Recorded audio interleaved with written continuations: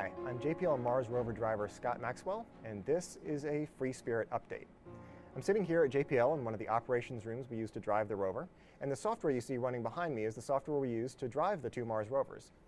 Now, as you might know, back in late May, Spirit was traversing northwest around a feature called home plate when she broke through a hard, kind of crusty surface layer of material, very much like an ice skater falling through a crust of ice over the surface of a pond, and Spirit became trapped in the softer, looser material that had previously been hidden underneath.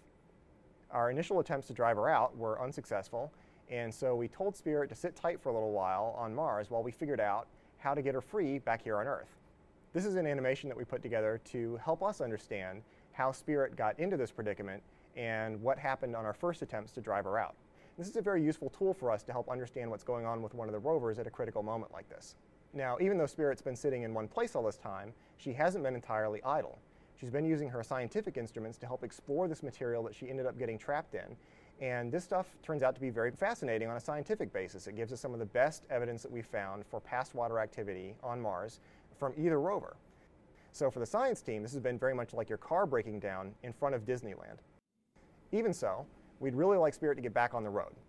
So we've been conducting a number of tests in order to help us understand the best way to do that. And the most recent of these was something we call an operational readiness test, or ORT. This is a test where we try to do everything with the test rover in exactly the same way as we would do it with the flight rover. Rule number one of an ORT is no peeking. The other rover drivers and I were kept strictly away from the test bed, weren't allowed to go down there and look at the real rover. And instead, we had to make all of our decisions based on data that was sent back by the test rover that's very much like the data that would be sent back by Spirit. And in the same way, we had to command the test rover using only the same kind of software and the same kind of procedures that we'll be using to command Spirit when we get ready to do this extrication for real.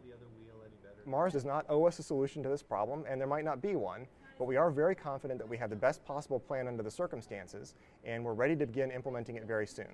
It's going to be a slow and lengthy process, taking weeks or maybe even months, but we'll keep you posted on Spirit's progress, and we hope you follow along.